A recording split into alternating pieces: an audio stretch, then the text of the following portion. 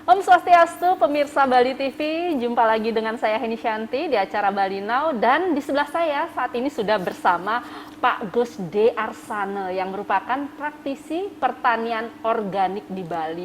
Langsung saja kita sapa. Om Swastiastu, Om Swastiastu, Pak Gus D. Punah Pigatra. Baik, Mbak Heni. Sehat walafiat Sangat di sehat. saat pandemi. Sangat sehat. Nah, kegiatannya napi niki di saat, apakah semakin sibuk dengan beras-beras niki saat pandemi? Baik, Mbak Heni, saya saat ini masalah pandemi ataupun tidak, tetap sebagai praktisi pertanian organik, di mana kita tetap memiliki jadwal untuk membina beberapa petani untuk kita bisa tingkatkan statusnya dari pertanian yang konvensional ke pertanian organik. Pertanian konvensional dan organik. Gitu.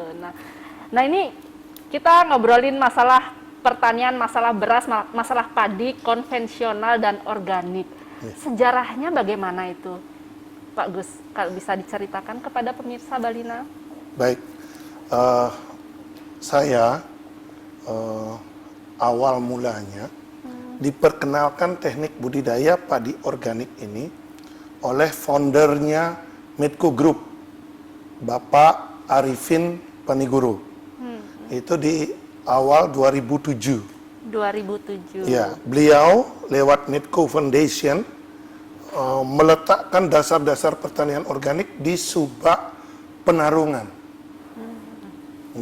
Itu awalnya. Awalnya di Subak Penarungan, dikembangkan di sana pertama kali oleh beliau. Namun perkembangannya tidak terlalu menggembirakan. Jadi luas lahannya tidak bisa bertambah secara signifikan. Akhirnya saya melanjutkan visi misi beliau untuk pertanian yang sehat, ramah lingkungan dan berkelanjutan ini sejak tahun 2012. Oh. Sampai fokusnya di 2012 fokusnya. Awalnya kan 2007. Awalnya 2007, yang fokus di 2012. Oke. Jadi sebetulnya apa sih perbedaan pengertian organik dan konvensional? Pasti banyak dari masyarakat yang belum paham gitu, Pak Gus. Baik, Mbak Eni. Pengertian organik dan konvensional. Mungkin banyak yang salah mengira bahwa ada padi organik, ada padi konvensional. Bibitnya ada beda. bibit organik, bibit konvensional. Yang membedakan antara konvensional dan organik itu sebenarnya di metode budidaya pengolahan tanahnya. Kalau konvensional itu tetap menggunakan racun kimia sintetis, tetap menggunakan pestisida, tetap menggunakan insektisida. Kalau pertanian organik, maaf, niki saya perlu sampaikan bahwa pengertian organik ini sudah ada semenjak nenek moyang kita. Mungkin tahun 1001 Masehi. Itu sejarahnya. Sewaktu Empu Kuturan datang ke Bali, beliau memperkenalkan yang namanya pertanian organik lewat buku beliau Dharma Pemaculam. Di sana diceritakan betul. Nah, kemarin ini semenjak Pelita pertama tahun 69 ada program Revolusi Hijau. Di sanalah untuk meningkatkan produksi beras biar bisa swasembada beras, dikenalkanlah pupuk-pupuk kimia ini. Pestisida, insektisida. Nah, sudah hampir 50 tahun itu, Mbak ini. Kita terus memakai pestisida kimia, pupuk sintetis kimia, akhirnya seperti gambar yang di sebelah saya. Makanya saya sering sharing ke petani, saya bikin semacam lukisan ini dibantu juga oleh teman kita. Kita ini harus sekarang ini belajar bahwa tanah dan bumi kita sakit. Kenapa bisa dikatakan sakit? Nah, kenapa bisa dikatakan sakit? Bisa kita lihat ibarat yang menangis ini bumi. Karena memakai kimia yang begitu banyak yang dicurahkan ke ibu pertiwi kita, tanah dan air, terbukti saat ini kondisi tanah yang sakit itu memiliki 6 ciri. Yang pertama, tanahnya keras, lengket. Lihat, lengket, tidak bisa mengikat air, kurang makan, kurang darah, dan ditinggalkan penghuni. Bisa kita lihat sekarang. Tanah pertanian yang produktivitasnya terus menurun, pasti tanahnya keras, padat. Kalau, maaf, saat musim panen, Iya. kita bisa lihat tanah yang retak-retak. Oh, itu berarti tidak bagus. Itu sudah tanah yang sakit. Kalaupun kita punya alat untuk mengukur yang namanya soil tester, pasti derajat keasaman tanahnya di bawah 5%. Seharusnya? Seharusnya di atas 7 dan 8. Di bawah 5 ya, bukan isi persen, di bawah 5 dari amfimeter itu. Jadi kondisinya merah. Nah, inilah yang saya sering sampaikan kepada bapak-bapak petani, ibu petani yang saya temui, bahwa proses untuk menyehatkan tanah dan bumi inilah yang mahal. Makanya berdampak kepada produk pertanian organik itu awalnya mahal. Karena semuanya harus serba membeli. Iya. Tapi kalau sudah nanti dilakukan secara kontinu, ya, kontinu terus tetap konsisten, tidak mudah goyah, saya yakin untuk musim tanam ke-5, ke-6, biaya produksinya selalu akan menurun. Iya. Jadi pertanian organik ini berimplikasi kepada biaya produksi lahan semakin menurun, tapi di satu sisi produktivitas semakin meningkat. Jadi total revenue dengan total cost yang diterima petani akan jauh, total revenue-nya lebih tinggi daripada total cost-nya. Iya. Mungkin itu Begitu Mbak Eni. ya. Tadi Pak Gus bilang ditinggalkan penghuni, dalam artian ditinggalkan penghuni, tanah yang ditinggalkan penghuni itu seperti apa Pak Gus, kondisi tanah itu? Begini, kalau di tanah yang sehat, ekosistem itu pasti terjadi. Proses rantai makanan itu pasti ada. Maksudnya, di tanah itu ada penghuni. Siapa penghuni? Kalau di lahan di sawah, ada si belut, Oh, iya. ada cacing tanah, ada semut, ya, ada juga capung, ada juga ular. Begitu. Jadi jika tanah itu sudah tidak sehat berarti Tidak akan pernah ditemui itu. langka berarti ya. Langka. Pak Gus. Langka. Karena kan sudah mengandung racun tanahnya. Iya, betul. Jadi istilahnya kalau di Bali, dengan pertanian organik kita buat sarwa prani itu metangi. Kalau di kita tuh istilahnya ada mikroorganisme lah. Iya. Ya, ada bakteri yang baik yang membantu kita, seperti Pseudomonas, Azotobacter, yang itu yang diperlukan oleh petani. Iya. Selama ini itu tidak ada, Iya. yang diganti dengan racun. Nah, seperti itu.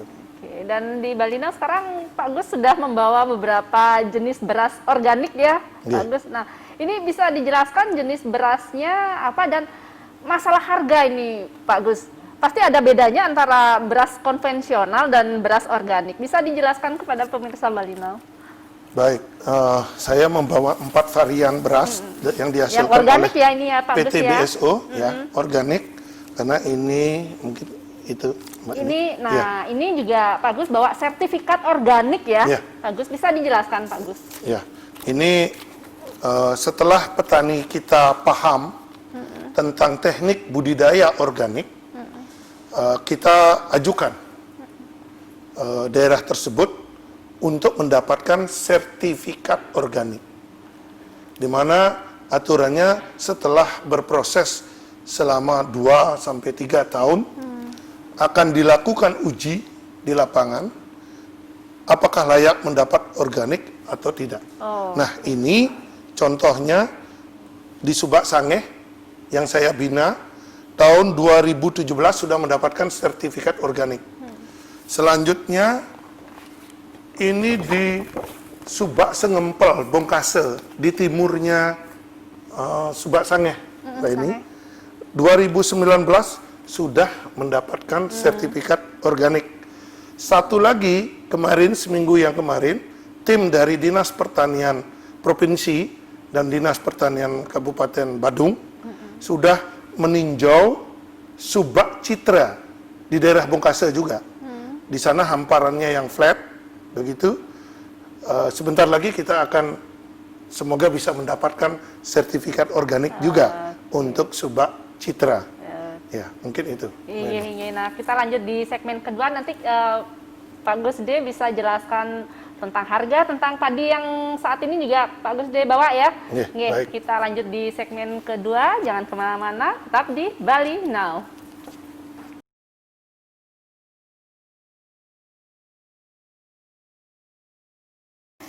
Baik pemirsa, kita lanjut di segmen kedua nih. Bisa dilanjutkan tadi Pak Gus karena sempat jeda tentang harga perbedaan konvensional beras konvensional dan perbedaan harga organik. Dan bisa dijelaskan nanti nih ke apa? Niki kan tanaman padi. Iya, silahkan Durus. Baik. Untuk beras kita ada 4 varian. Ini ada beras tridatu orang bilang, Mbak ini. Ada merah, ada putih, ada hitam. Dan ini varian sebelum putih dia jadi brown, coklat. Ini sebenarnya sama, cuman ini prosesnya aja sekali, kalau ini 2 kali. Nah, begitu. Nah, saya mengembangkan varian beras, ada yang merah ini. Di Bali kita kembangkan semuanya galur murni. Artinya tidak ada yang hibrid. Karena saya cinta NKRI. NKRI harga mati. Jadi beras merah ini ada di Bali. Cendana. Yang di Jatiluwih. Cuman itu umurnya masih panjang. Nah, oleh teman yang di IPB, saya diperkenalkan 2012 itu ada beras Inpari 24 yang warna merah. Ini dia. Selanjutnya main ke Bima Sumbawa. Di sana ada beras merah juga. Galur murni. Artinya galur murni itu beras memang aslinya di sana. Ya, itu ada namanya istilahnya Bima merah. Beras dari Bima.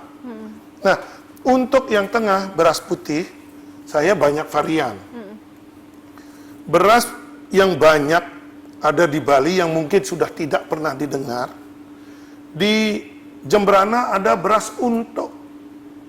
Beras untuk? Beras untuk, jenis beras untuk.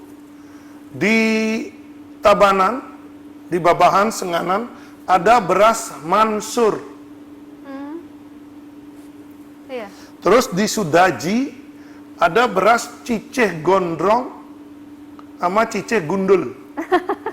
Ya, itu asli Bali punya semua, cuman kan baru pernah didengar ya mungkin ini. Nah, saya juga bawa beras dari Nusantara.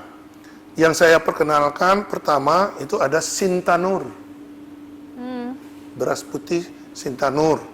Terus ada yang keren sekarang ini, yang disuka, itu beras mentik susu. Yang kita khusus tanam, itu mentik susu. Terus ada lagi varian-varian yang lain, ada beras dari Pinrang, Sulawesi, namanya Mandoti. Saya kembangkan di sini. Terus ada beras lagi yang dari Garut, Tasikmalaya, itu namanya Ngaos Sri Kuding. Nah, dikembangkan oleh salah satu petani kita, mitra juga, namanya Bapak Ketut Punia, di Subak, di daerah Batu Bulan. Subak, Bagatan Kelot, di Batu Bulan. Dia kembangkan ngaos Sri Kuning. Terus kemarin sebelum KWT terbentuk, itu di Subak Umese, di Desa Angantaka, wenten mitra kita, namanya Pak Nyoman Bagiana, Ketua Ganti Kabupaten Badung. Beliau baru panen pertama kali dengan sistem organik. Dari awalnya dicibir, akhirnya petaninya sekarang banyak merapat untuk mengikuti jejak beliau. Oke, kita kembangkan di sana mentik susu. Nah, kita juga ada beras hitam. Beras hitam ini kita dapatkan dari Gunung Kidul. Ada teman alumni IPB yang kirimkan ke Bali sekitar 10 tahun yang lalu. Ada jenisnya namanya di sana Rengganis sama melik Jawa. Nah, yang saya tanam niki melik Jawa. Melik Jawa dan Rengganis. Nah, kalau beras coklat, ini bukan benihnya coklat, tapi proses gabahnya yang hanya diproses pecah kulit. Jadi dia berwarna coklat. Dari proses pecah kulit ini nanti dimasukkan ke mesin sosoh, dia jadinya lebih putih. Nah, beda beras hitam dengan injin itu apa, kan hampir sama, Pak Gus? Jadi begini, Ibu Eni, ini pertanyaan cerdas supaya enggak kalau ke pasar kepleset belinya. Beras hitam dan injin. Kalau saya tanya beras hitam, ya beras warnanya hitam. Tapi kalau injin, ketan hitam. Beras hitam dan ketan pasti berbeda. Ya. Cuman kalau bentuk morfologinya dilihat begini, bisa nggak membedakan? Agak sulit. Kalau beras hitam, luarnya hitam, dalamnya putih. Karena beras. Kalau ketan hitam atau injin, luarnya hitam, potel, tetap dalamnya hitam. Itu aja perbedaan. Nah, masalah harga gimana nih, Pak Gus? Begini. Dengan yang konvensional. Begini, Mbak ini. Nah, ini yang menarik. Di sini seninya bermain organik. Bermain organik ibarat seperti menonton film India. Ketawa. Asik dong. Nonton film Bollywood. Pasti yang jadi pahlawan, hero-nya nanti kebelakangan, pasti yang menderita di awal. Nah, begitu. Nah, di pertanian organik menderita ini di awal, Mbak. Karena apa? Dalam pertanian organik itu harus memenuhi kriteria. Pertama, kita bantu meningkatkan kadar karbon organik, C organik di tanah. Saat ini tanah di seluruh Indonesia, kadar C organiknya di bawah 2%. Saya ingin tingkatkan kadar C organiknya atau unsur hara itu menjadi 5 atau 7%. Gimana caranya? Caranya hanya satu saja. Tambahkan bahan organik ke dalam tanah. Bahan organik itu ada berupa padat, ada berupa cair. Yang berupa padat namanya kompos. Yang cair namanya pupuk organik cair atau mol. Cuman itu saja caranya untuk meningkatkan kandungan C organik di dalam tanah. Nah, kompos ini mungkin sama kita tahu bahwa bahannya adalah kohe. Kohe kotoran hewan. Bisa sapi, bisa kambing. Selain itu kita tidak anjurkan. Maaf, seperti ayam, seperti babi, sekarang kan sudah makan konsentrat. Pengaruh dia juga ada pengaruh. Di antara kohe sapi, kohe kambing, ada yang paling bagus sekali, itu kohe guano, kelelawar. Oh, iya, Itu iya, luar untuk biasa. potongan Luar biasa. kelelawar. Nih, Iya. jadi sekarang saya dalam hal memberikan pemahaman kepada petani, kita ajak dia punya yang mana. Kalau kohe sapi, saya ajarkan membuat kompos berbahan baku kotoran sapi. Kalau dia punya kambing, kita pakai kambing. Nah, jadi seperti itu. Terus yang kedua, pupuk organik cair. Pupuk organik cair ini bahannya macam-macam, Mbak ini. Kita pakai saja di sekeliling yang ada. Sumber bahan yang utama itu adalah bungkil pisang sama rebung bambu. Iya. Bungkil pisang, rebung bambu ini kita akan lakukan proses fermentasi anaerob. Itu. Nah, kita juga memakai beberapa seperti yang ada nampak di depan. Itu ada beberapa bahan yang kita gunakan sebagai zat pengatur tumbuh. Di mana pada saat kita membuat semaian, kita sering menggunakan larutan yang ini. Iya, iya. Larutan yang paling kanan.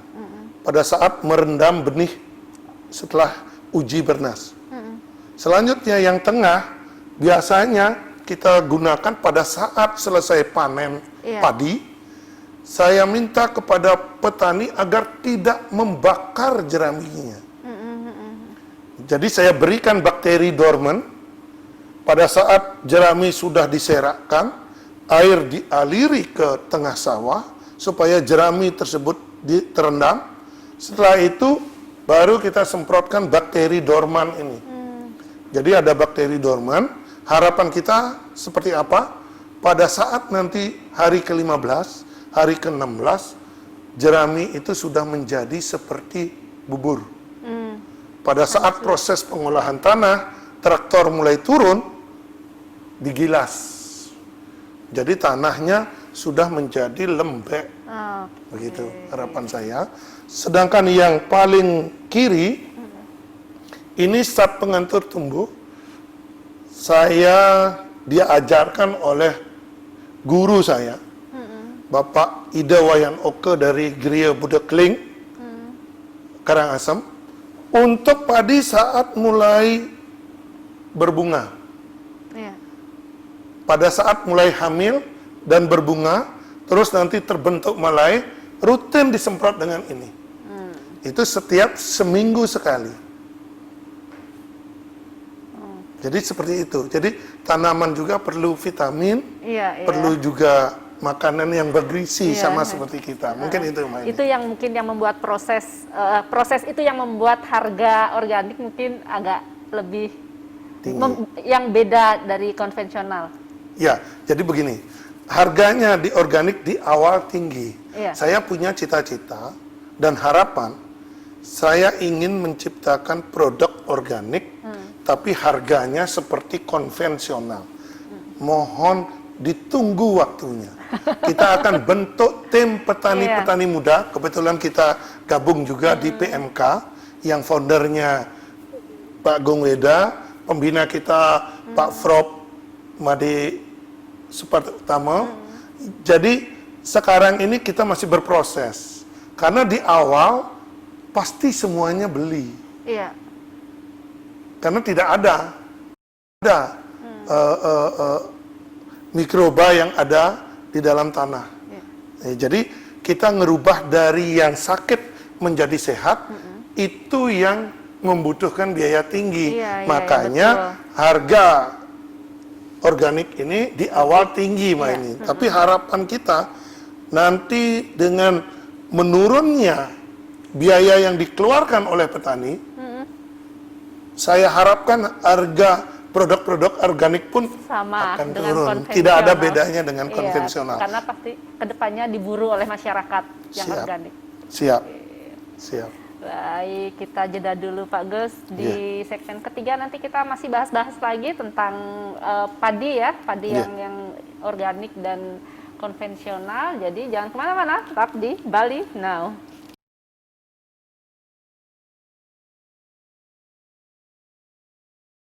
Baik pemirsa, kita lanjut lagi masih bersama Bali Now dan masih bersama Pak Gusde ini.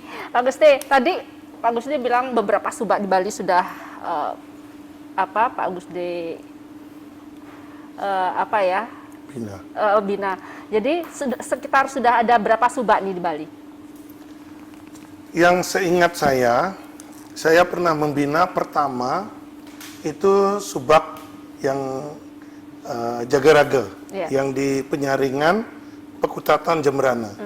Selanjutnya saya sempat ke arah timur, subak Tamega, Karangasem.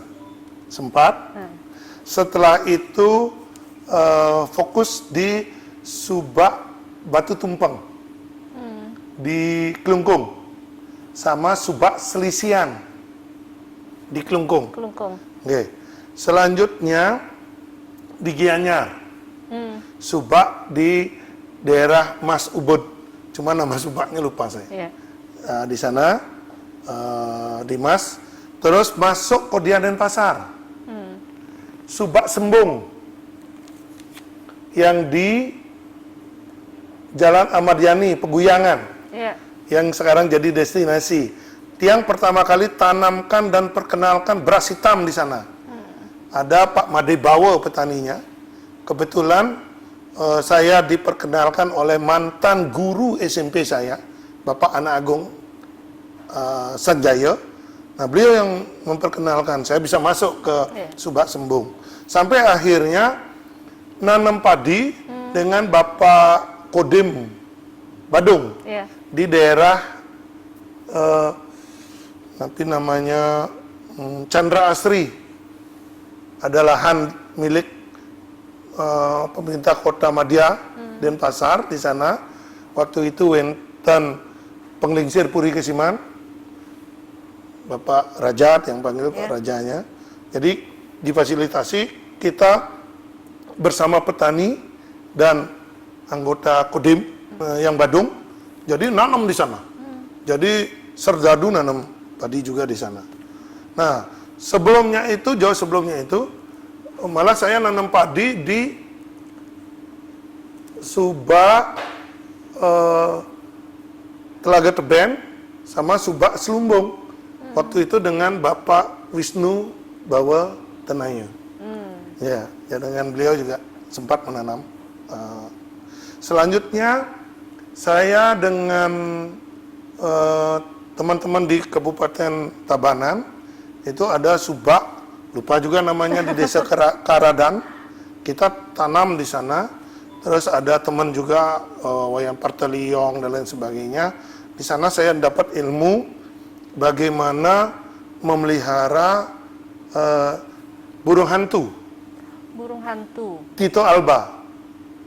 Ya, jadi burung hantu itu gimana kita teknis memeliharanya dapat dari dia ilmunya. Nah, sekarang ini salah satu mitra kita, Pak Ketut Punia juga, beliau dapat itu anaknya burung hantu. Jadi kita buat rubuha di tengah sawah, nanti malamnya tuh pasti ada biasanya burung hantunya. Burung hantu ini sangat membantu kita untuk menyerang hama tikus, terutama.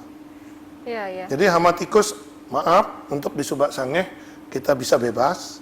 Karena maaf, ada pelihara ular sawah juga, ada burung hantu juga. Jadi ular sawah dipelihara juga? Ya, jadi dipelihara secara alami. Dilepas begitu aja. Bukan. Ya, bagus ya? Jadi begini, kalau misalnya lahan itu, maaf, sudah organik, makanannya ada di sana. Ular itu juga ada makanannya di sana. Terbukti waktu panen 2 kali panen sebelumnya, waktu musim kering, itu hama burungnya banyak sekali. Akhirnya beberapa padi yang akan kita jadikan sebagai benih di kemudian hari, kita tutup dengan jaring. Nah, jaring itu secara nggak sengaja panjang ke bawah. Akhirnya pada saat panen padi, ada 10 sampai 11 ekor ular terlilit di sana. Jadi mulai ekosistem ini jalan, ya begitu. Nah, untuk padi yang seperti di depan, mungkin bisa saya sampaikan lah ini. Ini ada 3 jenis padi yang saya bawa. Untuk padi yang dibilang diperlakukan pemeliharaannya budidaya secara konvensional, ini contohnya. Ini bisa lihat, maaf ini, akarnya mungkin tidak ada sedikit, tidak ada satu jengkal. ya. Ini warnanya juga dengan pemakaian kimia dengan yang organik jauh berbeda. Mungkin bisa saya lihatkan. Nah, ini. Ini kimia, ini organik. Ini umurnya sama. Cuman jenis padinya berbeda. Ini yang saya tanam mentik susu. Ini rata-rata anakannya udah di atas 62. Dengan sistem tanam satu lubang, 1 benih. Ini rata-rata 62 anakannya. Berarti banyak hasilnya. Nah, ini yang peralihan padi sehat. Ini rata-rata anakannya 35. Nah, kalau yang konvensional dengan memakai kimia, warna hijaunya beda. Iya. Terlalu pekat dibandingkan ini. Ini yang warna alaminya. Nah, ini ditanamnya 4 atau 5 biasanya. Tapi kalau saya bilang ke petani, saya nanam 1. Oh, saya juga 1 gitu. Cuman 1 tangannya, cuman yang dimasukinnya banyak. Caranya kita bisa lihat. Nah, ini. Dia nanam berapa kita bisa lihat. Nih, tas. Nih. Ini ada rangkaian yang sama umurnya. Kalau sama tingginya, itulah saudaranya. Jadi ini nanam berapa? 1, 2, 3, 4, 5, 6. Jadi dia nanam 1 lubang 6. Kalau yang ini, kita bisa lihat. Tuh. Banyak banget. Nah, ini yang paling tinggi. Dia nanam 1 atau 2. Begitu caranya. Alam itu nggak bisa dibohongi. Iya. Jadi kalau kita mau lihat, ini pasti anakannya. Nah, ini berarti saya bilang, Bapak nanam berapa? 2. Berapa nanam? Harapannya saya 1. 1 atau 2. Nah, sama aja seperti kita, Mbak ini. Kalau punya anak 1 atau 2 dengan punya anak 5 atau 6, mana lebih sejahtera? Ceteris paribus tentunya. Begitu juga padi. Iya. Kalau kita tanam 1 atau 2, dia akan luar biasa mengeksplor dirinya sampai akhirnya anaknya banyak. Kalau organik ini bisa dilihat akarnya. Akarnya membedakan. Seperti jenggot. Iya. Ini tidak rekayasa. Ini baru cabut barusan. Cuma minta izin sih. Sama petani binaan saya. Ini di Subak Citra punyanya Pak Made Kanu. Ya, bisa tengok. Pak Made Kanu, betul tidak? Padi Anda dicopot tadi oleh Pak Gusde, pasti dia bilang iya. Gitu. Kalau enggak saya anterin. Karena seperti itu, Mbak. Kita kasih tahu ke petani jelas bahwa kita lakukan benar. Jadi tidak ada yang ditutup-tutupi, direkayasa. Nah, ini bisa lihat, kita bandingkan saja antara padi sehat dengan padi yang organik. Nah, ini dia akan mendekati. Iya. Cuman kalau yang sehat, dia baru sekali tidak pakai kimia. Atau masih pakai pestisida atau herbisida sedikit. Tapi dia sudah pakai kompos. Kalau ini pure, dia tidak memakai, sudah tidak memakai. Kebetulan Pak Made Kanu ini orang taat. Kapan Mbak Eni atau teman-teman dari Balik TV mau lihat, saya antar. Memang belat beliaunya. Dan yakin bahwa dia dulu diajari oleh kakeknya nanam padi ya seperti ini. Akhirnya ketemu lagi, inline lagi sama kita. Seperti itu. Berarti itu yang membedakan ya, proses budidaya antara yang konvensional menggunakan pestisida dan yang organik. Beda, jauh sekali, betul-betul jauh. Dan hasilnya pun pasti juga sangat beda. Betul. Seperti ini, antara langit dan bumi. Iya, betul.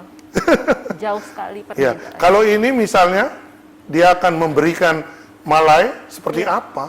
Iya. Kalau ini akan memberikan malai seperti apa? Begitu. Iya, betul. gitu Mbak. Nah, dan kabarnya Pak Gus dia juga memberikan pelatihan-pelatihan kepada petani di Bali. Bisa dijelaskan nih Pak Gus? Ternyata ini juga Pak Gus ya. Iya. Seperti workshop gitu Pak Gus? Nah, begini, saya memberikan pelatihan itu seizin ya, seizin dengan support dari Bapak Kepala Dinas Pertanian Provinsi, ya, Bapak Ida Bagus Wisnu. Begitu juga oleh tim beliau semua, termasuk jajaran yang ada di kabupaten. Nah, setiap pelatihan yang saya lakukan, saya bekerja sama dengan Bapak PPL, penyuluh pertanian lapangan. Wajib itu, wajib kita bermitra dengan beliau. Jadi saling sharing. Nah, setelah itu baru kita berhubungan dengan Subak. Dalam hal ini Pekaseh Pangliman. Nah, nanti baru ada istilahnya verifikasi di mana tempat yang diberikan, diizinkan. Setelah verifikasi baru kita lakukan. Ya, jadi kita sampaikan bahwa saya ada rundown pelatihannya kapan bisa. Tentunya waktu yang disediakan oleh petani kita ikuti. Setelah itu mulai. Setiap pelatihan itu ada memakan waktu 4 hari kurang lebih, 2 hari semacam tanya jawab begini untuk membuka mindset dia, yang 2 hari terjun langsung ke lapangan untuk bisa dia melihat langsung perbedaannya. Mungkin itu saja. Baik. Baik, nanti kita lanjut lagi Pak Gus. Kita jeda saat, jangan kemana-mana, tetap di Bali Now.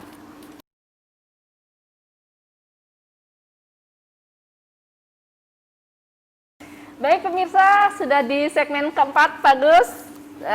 Kita masih akan bahas-bahas nih tentang kendala apa sih yang dialami petani ketika menggunakan budidaya organik. Apa sih kendalanya?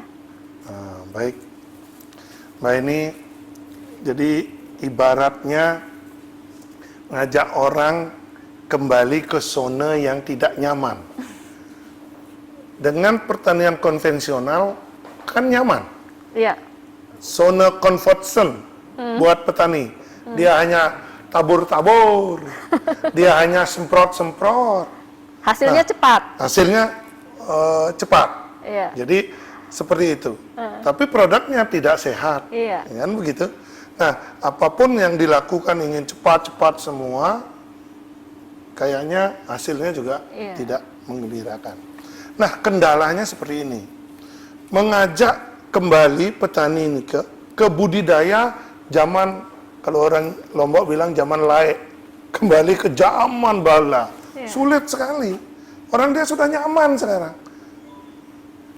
Petani sekarang kerja ke sawah itu ibarat kerja di 2 zaman. Maksudnya bukan zaman perang, zaman kemerdekaan, tapi pagi datang ke sawah jam 6 sampai jam 7. Tengok kembali. Entah kemana. Begitu juga sorenya. Jam 5 sampai jam 6 sore. Tengok kembali ke rumah.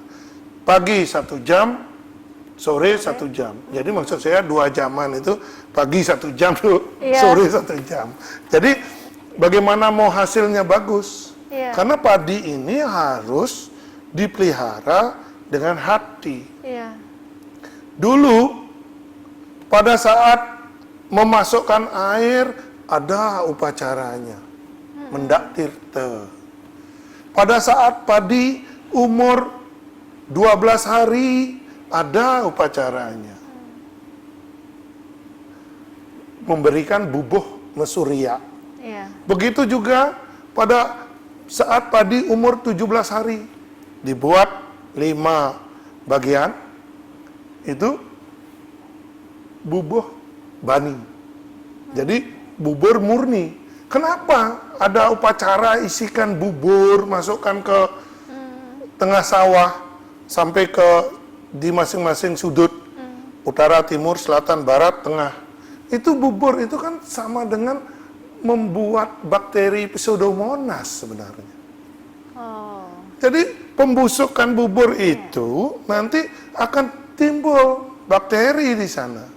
Pseudomonas. Logikanya seperti itu. Seperti itu. Itu pun sudah dikasih tahu oleh leluhur kita. Makanya kalau bicara organik ini sebenarnya geli Mbak ini.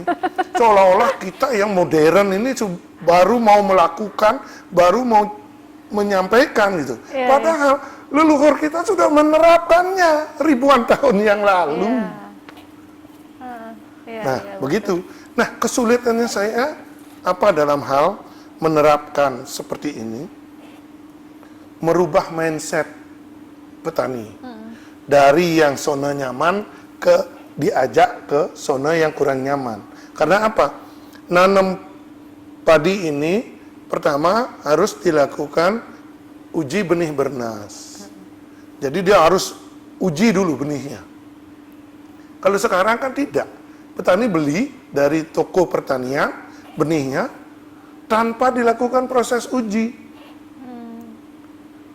Kadang-kadang benih yang, tidak memiliki daya tumbuh kecambah, tetap juga dipelihara. Nah kalau saya tidak. Jadi di pertanian organik ini nambah kerjaan, Mbak. Nah, petani itu yang tidak mau. Terus yang kedua, masukkan kompos. Mana ada mau masukkan kompos? Wah, banyak masukkan kompos. Capek, nggak mau. Terus diajak nanam. Nanam padi saya kebetulan menerapkan metode SRI. Saya fanatik sekali dengan metode SRI. SRI itu System of Rice Intensification. Jadi metode ini nanam padinya satu-satu, Mbak. Seperti ini tadi. Nah, itu kendala-kendala seperti itu yang dipikir oleh petani. Nanam satu, terus pakai kompos. Nah, dampak kompos lagi, Mbak. Sebelum padi yang kita dapat, padang yang dia dapatkan. Padang itu rumput. Karena kohe kambing, itu rumennya tidak bisa mencerna spora rumput. Jadi di kohe sapi itu pasti kalau kita pakai ke sawah rumputnya yang banyak. Jadi petani berpikir wah bertani organik sama dengan pelihara rumput bukan pelihara padi. Nah mindset yang begini ini yang menghambat. Tapi setelah kita lakukan terus akhirnya mau berubah. Berarti intinya memang harus telaten ya. Tidak instan gitu. Nah, ini bagaimana permintaan beras organik di tengah pandemi sekarang ini, Pak Gus? Begini, Mbak. Di tengah pandemi seperti sekarang ataupun tidak, permintaan beras organik di BSO cukup baik. Cuman yang saya sayangkan, maaf saya buka kartu sedikit, lebih banyak yang pesan beras organik saya dari luar Bali. Justru dari luar Bali? Iya. Di Balinya sendiri masih belum, tapi ya saya terima saja. Nah harapan saya nanti beras organik ini yang ditanam di Bali menjadi tuan rumahnya sendiri di Bali. Iya, itu harapan Pak Gus. Jadi kita ini udah bisa petani kita membuat beras yang sehat, ramah lingkungan, dan berkelanjutan. Itu harapan saya. Karena terus terang, kenapa pertanian di Bali ini penuh dengan budaya? Ya, itu yang mengikat kita. Makanya kenapa Empu Keturunan datang ke Bali? Mungkin beliau itu berpikirnya bahwa Bali niki yang akan ajak menerapkan ilmu yang beliau turunkan lewat kitabnya yang ada di Dharma Pemaculan. Dan tiang yakin setiap petani Bali ini sering saya kasih jargon, Pak, kalau mau menanam apa saja di Bali harus cirikan. Tapi sesana kewajiban kita sebagai orang Bali. Karena Bali itu sebenarnya memang dari dulu sudah dicanangkan pasti oleh leluhur kita. Bali itu bantu ayah, lindungi ibu. Bantu ayah, lindungi ibu. Ayahnya angkasa, ibunya pertiwi. Jadi angkasa kita jaga supaya tidak polusi. efek rumah kaca kita kurangi, ozon jadi tidak banyak lubang. Iya. Ibu pertiwinya kita lindungi. Lindungi dari mana? Dari pemakaian pupuk kimia, dari pemakaian logam berat yang akan mencemari air. Nah, itu yang kita harus jaga. Jadi betul-betul kita di Bali ini, cerminan diri kita harus Bali.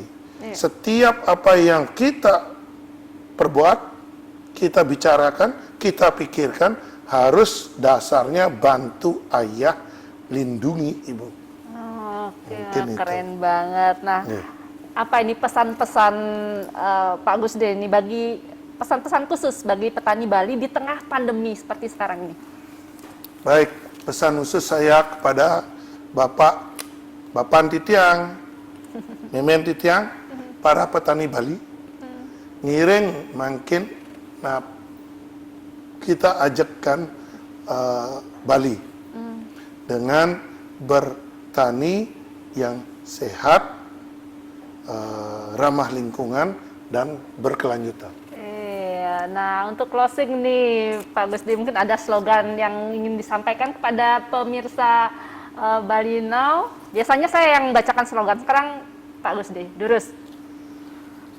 Closing yang bisa saya sampaikan di acara ini, petani pahlawan pangan, bekerja tanpa lelah, setiap bulir adalah ibadah, jangan biarkan dia lemah. Oke, baik pemirsa. Suksema Pak Gusde sudah Sama-sama. hadir di Bali Now. Semoga apapun yang Pak Gusde lakukan ini bermanfaat untuk petani, untuk masyarakat Bali, khususnya untuk masyarakat luas pada umumnya. Matur suksema. Baik pemirsa, saya Heni Shanti. Jumpa minggu depan. Salam Bali Now. Om Santi, Santi, Santi Om.